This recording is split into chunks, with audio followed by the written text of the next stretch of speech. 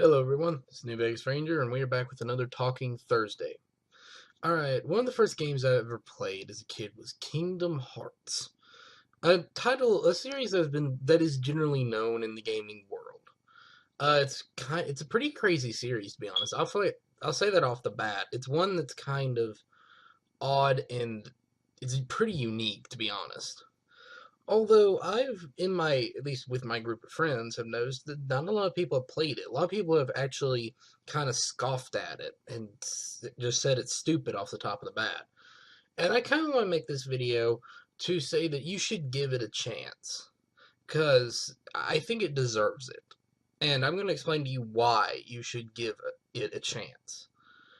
Because it is a series that does deserve some praise. You just have to muddle through a little bit. It's it's kind of like a Final Fantasy game, basically. That's the point of the series. It's Final Fantasy meets Disney, but the tribulations that come with being a Final Fantasy game also go over to being the Kingdom Hearts, because you have to sit through a lot of stuff to get everything, and that's just how Final Fantasy does it. Except for Kingdom Hearts has decided to take that and make it even longer. Um, so that's one of the first major things I've heard about is that the storyline is really hard to understand. That's something I've heard a lot of people say. They liked it, but they couldn't understand like any of the things. They couldn't understand all the different platforms. What like Birth by Sleep and Dream Drop Distance, all of them had to do with each other. They just couldn't understand that. And that is a very, very legit answer because Kingdom Hearts has, to be honest, a way too big philosophy behind it, way too big stories in it. Like, it started as a simple story where kids running around with Disney characters trying to find his friends. And then it suddenly exploded into this, like, we have this epic great war that happened. Suddenly we have all these like nobodies from the organization 13, all of them show up. Yeah, it got complicated real quick. And what I would recommend is that if you are kind of overblown by this, and if you don't want to play all the extra video games other than like Kingdom Hearts 1 and 2, I would go ahead and recommend going to a YouTube video, and I'll put a link in the description to it, but it explains the entire storyline in a very good way that anybody who has not picked up a game will understand. So I think that will help a little bit. But yeah, I do fully understand where you guys are coming from in the matter of it's really long, it's really hard to understand because it is. It it got, to be honest, at some points it kind of got a little too much for me. And I've played all of them. I've played 1 and 2. I played 365 and a half days. I think that's how you say the title. I don't know.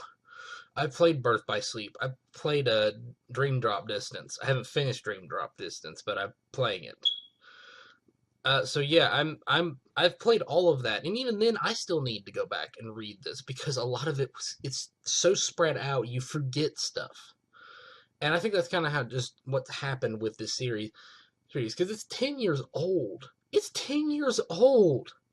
Holy crap! I never thought Kingdom Hearts would be that old, and then we got Kingdom Hearts 3 coming out for teeth in like some hopefully sometime this year, maybe next year. We got that coming out. Oh my god, this series is massive. Like, I don't.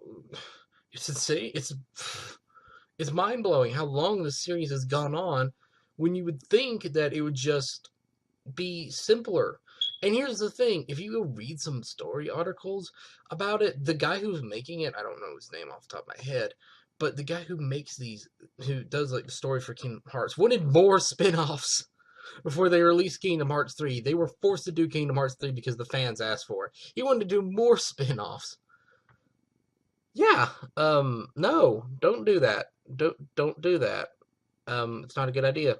Yeah, Kingdom Hearts has become very complicated for reasons, to be honest with you all, I'm not sure why. But I still recommend it very well because I think it's a good story. And yeah, some you may lose some parts. Some parts may have some plot holes in it and stuff. But I do think it kind of adds up in the end. Like you get the basic premise of the story. You get what really happens, and they draw a lot to smaller instances in the story with the spin-offs than the gigantic story. For instance, but a lot of them also do serve a very good purpose.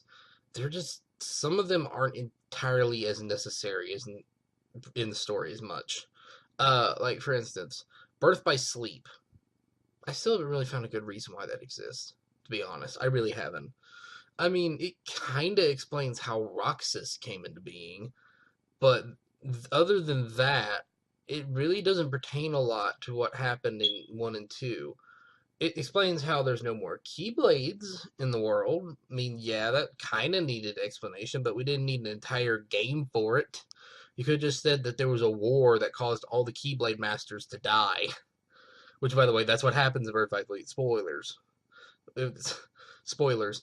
But yeah, you didn't need that. But still, I recommend it. And again, you can get that YouTube video. It's a really simplified way of looking at it. And even right now, when I'm talking about it, I've realized just how much is to this storyline, and it's way more than I thought there was. Uh, but we're gonna get off of that because I might save that for an entire video about all the confusion in Kingdom Hearts series. But anyway, we'll move on to the next big complaint I've heard with having a Kingdom Hearts game, and that is that it has Disney characters in it. That it has all these cartoon characters running around. And my answer to that is that is that it? Is that like your only reason? Because it shouldn't be. Okay, let's admit right now that there have been that this is a weird concept. I'll fully admit that. It is weird. I will be the first to say that. But it works. It works well. It works really good, and you get to see all these awesome Disney characters that would really you get to see more about them in the worlds. Like you need to understand that Kingdom Hearts kind of does a little bit of good for the Disney characters in it as well. You see a lot more go on with the characters in the Disney world. It's not all happily ever afters in Kingdom Hearts, and that's really unique. Like there's a scene where in Kingdom Hearts 2 where that Hydra gets released on the Hercules' Coliseum. I don't know why I had a hard time still saying that word. I'm getting flubbed up really hardcore. Anyway, let's move on. So the Hydra destroys the Coliseum, and that's it. That's it. He doesn't rebuild it magically the next time you come and see him. It's still there. It's still broken. And he's distraught by this. You can see that when this happens in the game. It's not all happily ever after in Kingdom Hearts. It adds a little bit more to the to the Disney characters as well. It's and also let's be honest, you all wanted to go see The Nightmare Before Christmas. You wanted to go be in that world. It's fulfilling a fantasy that we've all had as kids. And it is a series that is based on is kid friendly. It's very kid based. But here's my thing about it that I'd like to point out. Just because it's a kid's game does not mean it's not geared towards adults. There's a lot of good drama adult themes in Kingdom Hearts. The first game is entirely based about how Sora loses a friend to the dark side, basically, and how he's trying to redeem him. I think that's a great storyline, and then again with the spin-offs, it talks about his friend going back to the good side, trying to leave his dark past behind. Those are very adult themes, and you even see that in movies a lot, in adult movies. Star Wars, best example. So yeah, I do think that there are a lot of adult themes in Kingdom Hearts, and if you're going to display that just because it's got Disney characters in it, I don't think that's the weirdest thing to really have, because I mean, the best example is Final Fantasy games. Look at all the weird creatures that have come out of Final Fantasy games that we're just supposed to accept, like the Banga or whatever they're called, the weird reptile creatures with the super long. I like to call them the Doberman ears, not Doberman, Bloodhound ears. I like to call them with the Bloodhound ears. Uh, yeah, so I don't know why they get a free pass, why Mass Effect gets a free pass for the Krogans and the Turians and all these weird alien creatures, but Kingdom Hearts doesn't get a pass for having Disney characters. It's stupid when they do it. Well, I just said that, and at the same time, I kind of know why it doesn't get a pass. But my point is that you should let it slide. You should let your suspension of disbelief drop at the door, and I assure you that you will enjoy it more if you do that, because that's what I did. I let my suspension of belief drop. And when I went into this series, and this was a series that I'd played since a little kid. I mean, I went back and played this about a couple of months ago, and I still got that enjoyment out of it because even though it's a kid series, it's still enjoyable. It's kind of what reason why we keep watching Disney movies well after we're children, because there's things that draw into an adult as well. Look at Frozen. I've known friends from like high school that will nonstop watch Frozen, a kids movie. It's because Disney knows how to bridge age gaps. It will never be old. It'll always be timeless.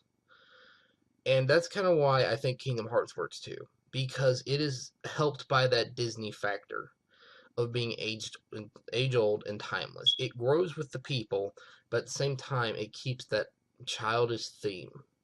And I think that's what kind of makes it a very good series that you should try, because it will always go back to that, bring you back to that little child that you were when you first watched those Disney movies, when you first watched uh Little Nightmare Before Christmas or The Lion King. It will always bring back those memories, which is I think is another major reason why you should play it, because it knows how to bring back memories and expand upon them. Um, uh, really, there's another one. There's another one I thought of. There's a reason why I really like Kingdom Hearts is because all of the characters in Kingdom Hearts are very enjoyable characters. And I'm not even talking about like the Disney characters, the Final Fantasy characters. I'm not talking about them. I'm talking about the ones. I'm talking about like Sora, Riku, Kairi, uh, Roxas, and that other girl. Oh, her name slips me. What's her name? Okay, I can't think of it. I'm sorry. It's been a little bit since I played them. I'm probably gonna play some. I'm gonna pick it back up and play more of it. Anyway, let's get this done because this has been dragged out a lot. Basically, what I'm saying is I like the characters. All of them have very good characters. Sora is a very innocent, light-hearted, who is doing good, but he doesn't, and he wants to do. He's doing very good, but he doesn't know how to act to what happened to him. You see him very confused about what the world is he's been dropped in, how he's transported from what he knew to this new world with all the Disney characters in it. You see him be confused by this. This is not some random thing that he just picks up. He's confused for a very good amount of time about what is with this world. And even then it shows up in like the second one. He still doesn't fully understand the world he's been placed in. And yeah, he goes along with Donald and Goofy in it, but I don't know. It seems better. He's a good character because you can tell he's innocent and he doesn't know what he's doing, but he knows what to do right. At the same time, Riku might be one of my favorite characters in a video game, just because of how he slowly turns to the dark side. There's no sudden change. It's very, very, very kind of Anakin Skywalker, but done better. Because you have a Maleficent hovering over him, like kind of saying, "Oh, how he's doing the Emperor Palpatine thing." Really, she's doing that to him, and it's way better because he actually confronts Sora a lot. They actually do clash. It's not this brooding that happens in the shadows. They talk a lot, and they kind of fight, but you see what's causing Riku to get that way because is a he thinks Sora has forgotten him, which is a very very good. It's a very good problem because Sora is going off on all these different adventures, all these worlds, and Riku's always nearby, but he never really seems to look for him. He's more worried, and so he Riku kind of starts to think. Uh, so what really happens is Riku starts to think that Sora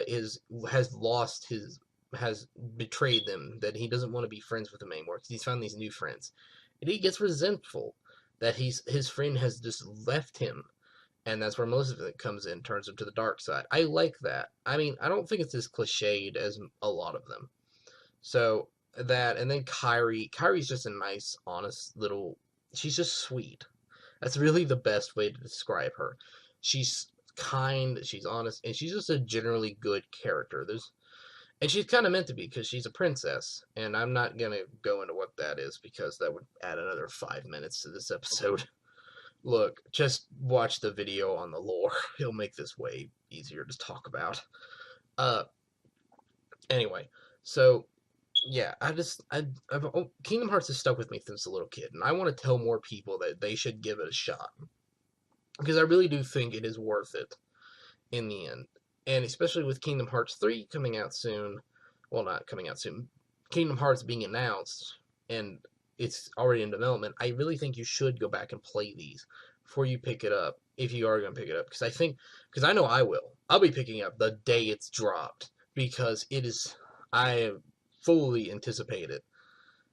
But what I'm saying is that you guys need to go watch this series too. You guys need to go there and be where I've been with it because I think it really does deserve it in the end.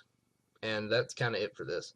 There's no channel update for this. Again, nothing really new with the channel again.